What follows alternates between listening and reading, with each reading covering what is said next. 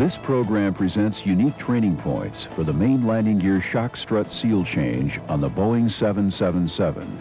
We show the tooling required to separate the inner and outer cylinders. This is necessary to install new seals when no spare seals are available on the lower bearing carrier. Complete instructions for seal change are covered in Chapter 32, Section 11, Subject 25 in the Maintenance Manual. Always check the manual for the latest procedures, warnings, and cautions. This program will be covered in 5 parts. Part 1, jacks and jacking. Part 2, strut preparation. Part 3, seal carrier removal. Part 4, seal carrier buildup. And Part 5, seal carrier installation.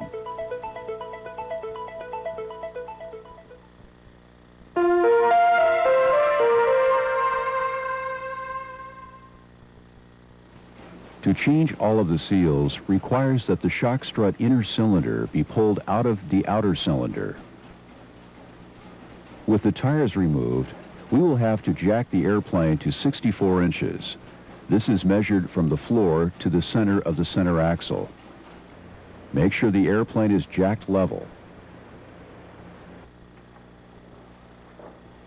The tower assemblies used to jack the landing gear are positioned on metal pads that are covered with mylar. To install the tower assemblies, first place axle sleeve protectors over the axles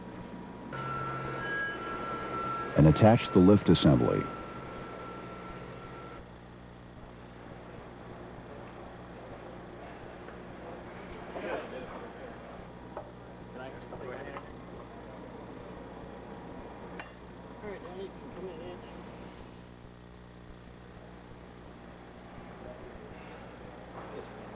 Spray the mylar with lubricant to allow the jacks to move as needed.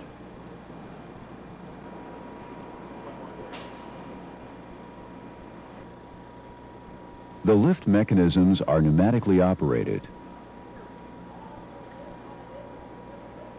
and are connected to a central control console. The controller operates the air motors on each lift mechanism and has a digital readout of the weight each tower assembly is carrying. You can use the weight readouts to determine if the inner cylinder is binding. While the airplane is being jacked, the clevis pins that attach the lift mechanism to the tower assemblies are removed. The lift mechanisms will be reattached when the landing gear reaches the maximum height. When the shock strut is separated, the tower assemblies can be moved by using chain pullers attached to the base. The inner cylinder is moved out from under the outer cylinder so the bearing assemblies can be removed. Let's review what we've seen in Part 1. We have covered airplane jacking, tower assembly installation, tower assembly operation, and moving the tower assemblies.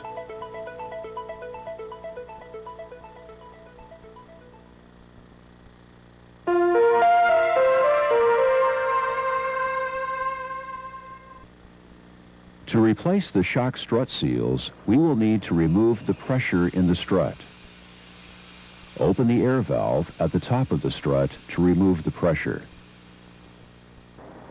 Next, drain the oil from the shock strut. Remove the cap from the oil check valve. Install the drain equipment.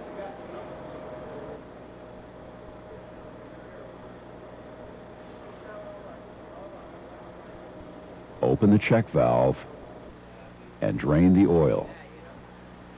Next, we'll remove the electrical lines that go to the landing gear. Remember, when removing the connectors, use a soft-jawed pliers. Also, put caps on the connectors to prevent damage. Strap the electrical lines to the upper strut to keep them safe and out of the way. The hydraulic lines can now be removed. Remove the lines going to the steering actuator and cap the lines.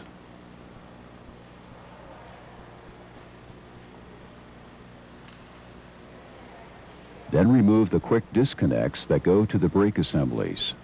Cover the lines and disconnects. The aft lines can now be folded up and tied to the upper strut.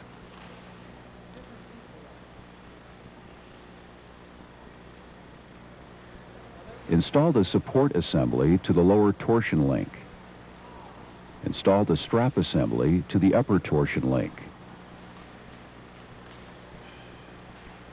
Remove the nut and bolt that hold the upper and lower torsion link together.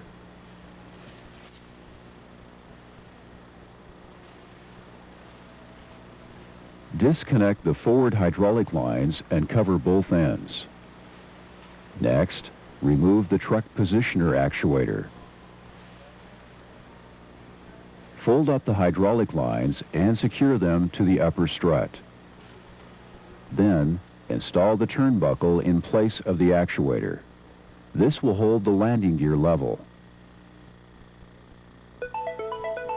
Let's review what we've seen in Part 2.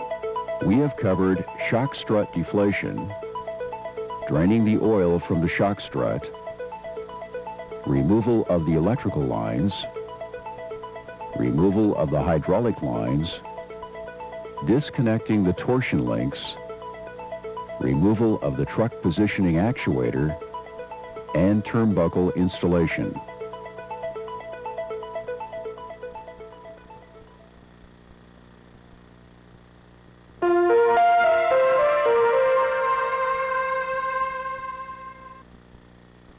To remove the seal carrier, first wrap rags around the strut to protect the gland nut when it is lowered.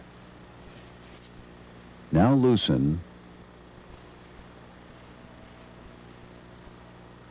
and lower the gland nut.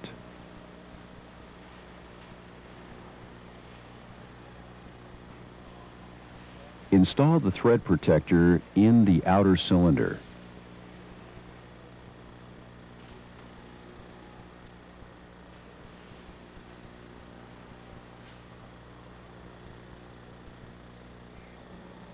Now lower the landing gear with the tower assemblies. The weight of the gear will pull the lower bearing carrier and the spare seal carrier out of the outer cylinder.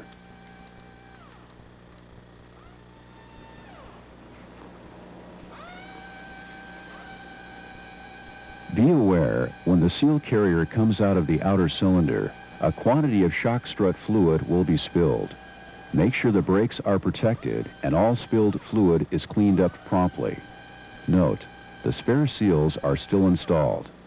This demonstration called for the installation of all new seals. The thread protector can now be removed. Continue to lower the landing gear until the upper bearing is exposed.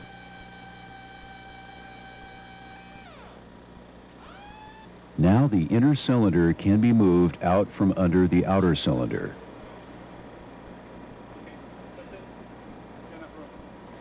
Remove the upper bearing assembly.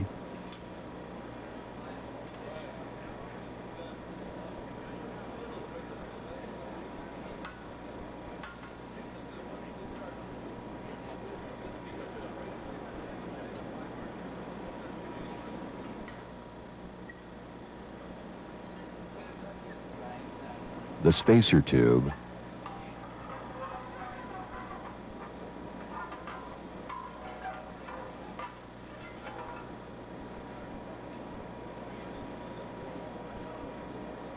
then the lower bearing and spare seal carrier.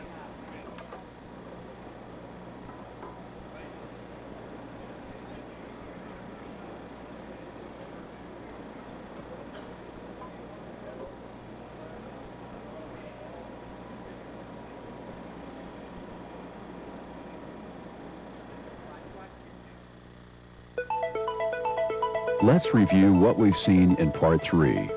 We have covered gland nut removal, pulling of the lower bearing and seal carrier, shock strut separation, upper bearing removal, spacer tube removal, lower bearing and spare seal carrier removal.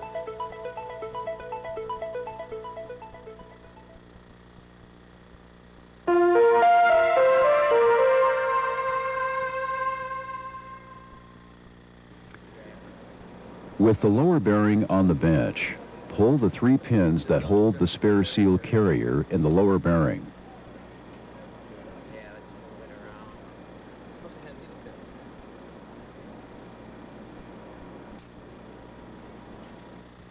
While the bearing is being cleaned, let's look at how the seals are arranged.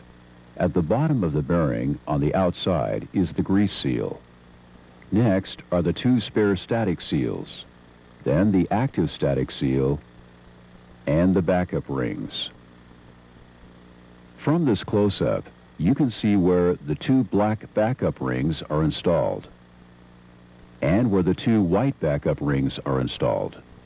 You can see how the rounded edges on the white rings fit into the seal.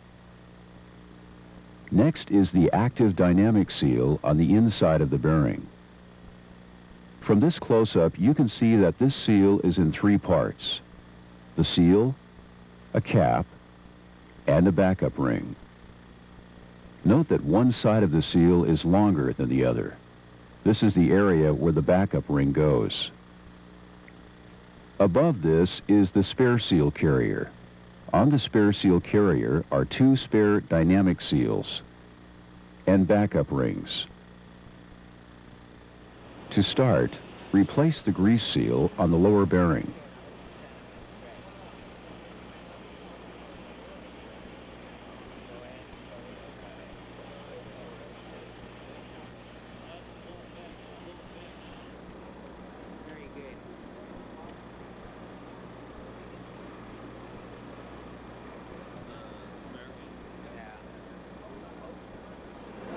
Feeling this seal to make sure there's no creases in it. Go to use it. Then the 2 spare static seals. To install these seals, first lubricate them with shock strut fluid and install them in their grooves.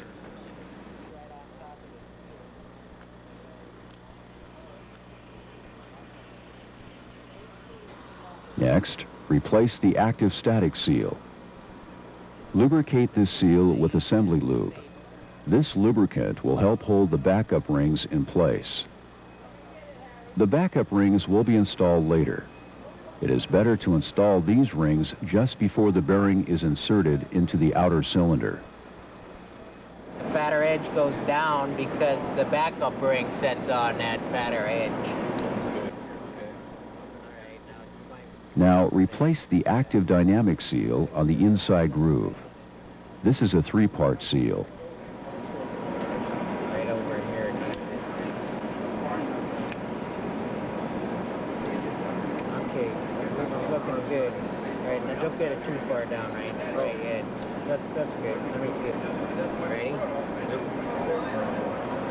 And then we'll just watch that scarf pad.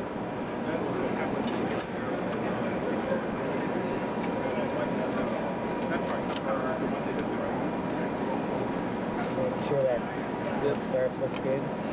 Okay, now push this down. Okay. This side's gotta go down a lot. The cap can help us do that. On the spare seal carrier, replace the 2 spare dynamic seals and backup rings.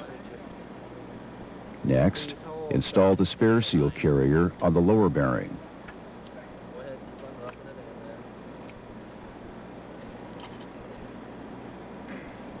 Replace the 3 pins.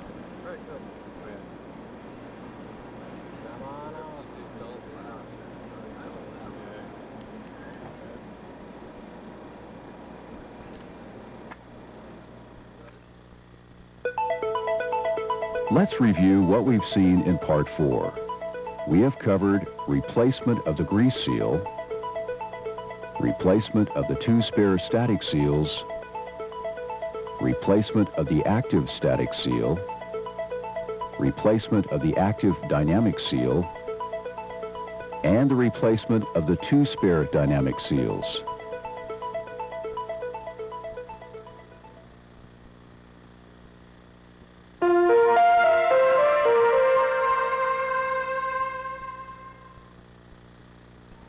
Restack the inner cylinder and prepare to move it back under the outer cylinder. Install the 2-part insertion sleeve into the outer cylinder.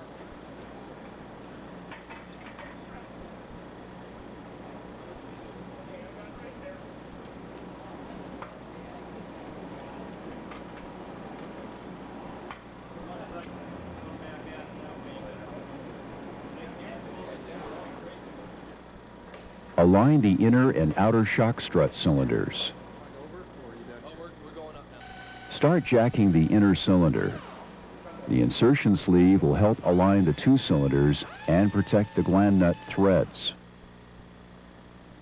After the upper bearing has been inserted, and before the lower bearing is inserted into the outer cylinder, remove the insertion sleeve.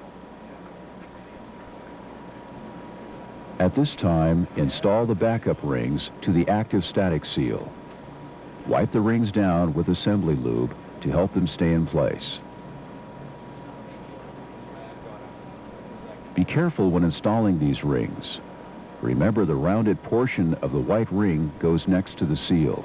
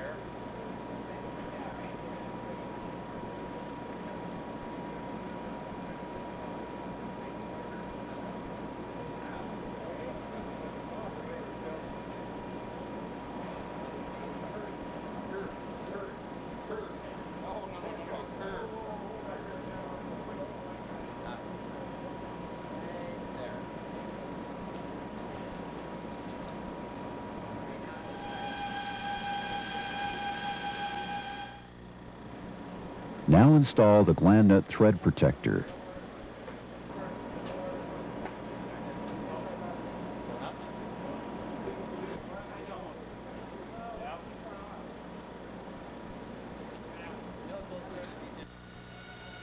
Very carefully jack the inner cylinder into the outer cylinder.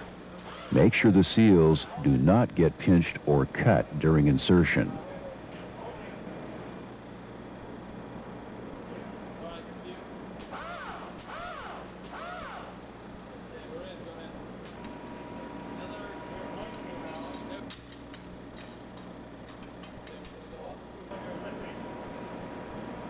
Prepare the gland nut for installation.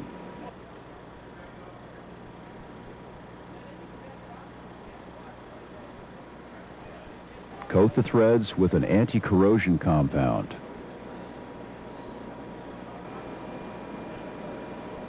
Install the gland nut and torque it to the proper setting.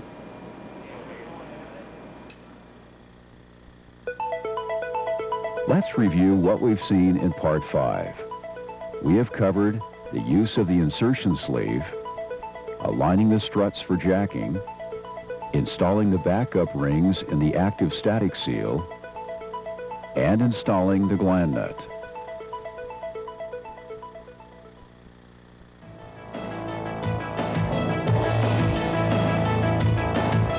This ends our program on the unique training points for the 777 main landing gear seal change. We have seen how to separate the shock struts and install all primary and backup seals and rings.